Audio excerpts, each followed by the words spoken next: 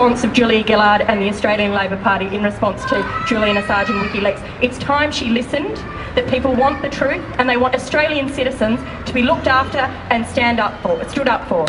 So thank you very much for coming out. We need to make sure Julia Gillard gets the message loud and clear.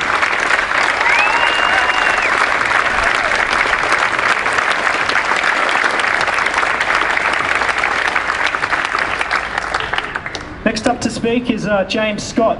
Now James will be reading an open letter that was addressed to Julia Gillard and has been signed by a high number of high-profile journalists, authors, lawyers, and of course by Professor Noam Chomsky.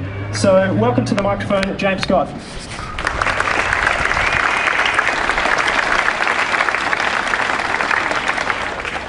Dear Prime Minister, we note with concern the increasingly violent rhetoric directed towards Julian Assange of WikiLeaks.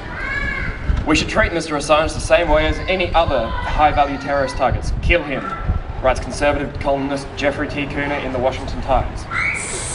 William Crystal, former Chief of Staff to Vice President Dan Quayle, asks, why can't we use our various assets to harass, snatch or neutralise Julian Assange and his collaborators wherever they are? Why isn't Julian Assange dead, writes the prominent US pundit Jonah Goldberg. The CIA should have already killed Julian Assange, writes John Hawkins on the right-wing news website. Sarah Palin, a likely presidential candidate, compares Assange to an Al-Qaeda leader. Rick Santorum, former Pennsylvania senator and potential presidential candidate, accuses Assange of terrorism. So on and so forth. Such calls cannot be dismissed as bluster.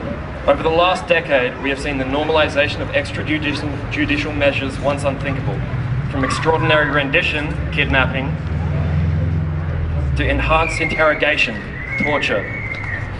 In that context, we now have grave concerns for Mr. Assange's well-being.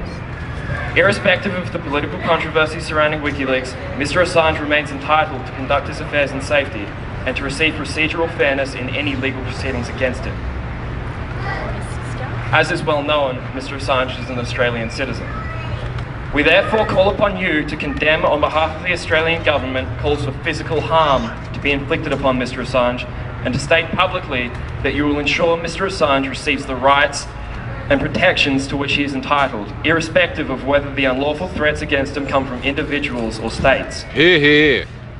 We urge you to confirm publicly Australia's commitment to freedom of political communication, to refrain from cancelling Mr. Assange's passport in the absence of clear proof that such a step is warranted, to provide assistance and advocacy to Mr. Assange, and to do everything in your power to ensure that any legal proceedings taken against him comply fully with the principles of law and procedural fairness.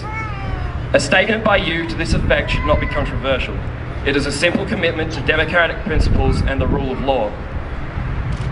We believe that this case represents something of a watershed, with implications that extend far beyond Mr. Assange and WikiLeaks. In many parts of the globe, death threats routinely silence those who would publish or disseminate controversial material. If these incitements to violence against Mr. Assange, a recipient of Amnesty International's Media Award, are allowed to stand, a disturbing new precedent will have been established in the English-speaking world. In this crucial time, a strong statement by you and your government can make an important difference.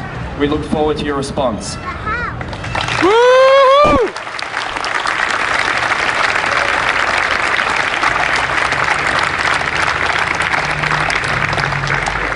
Okay, now we're going to get a bit rowdy.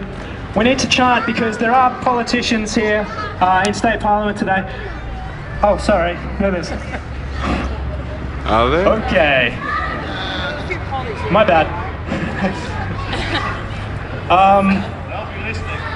Let's be rowdy anyway for the public. Okay, so I'm going to start a chant. Please join me. Assange is a hero of our time. Telling the truth is not a crime. Assange is a hero of our time. Telling the truth is not a crime. Assange is a hero of our time. Telling the truth is not a crime. Assange is a hero of our time. Telling the truth is not a crime.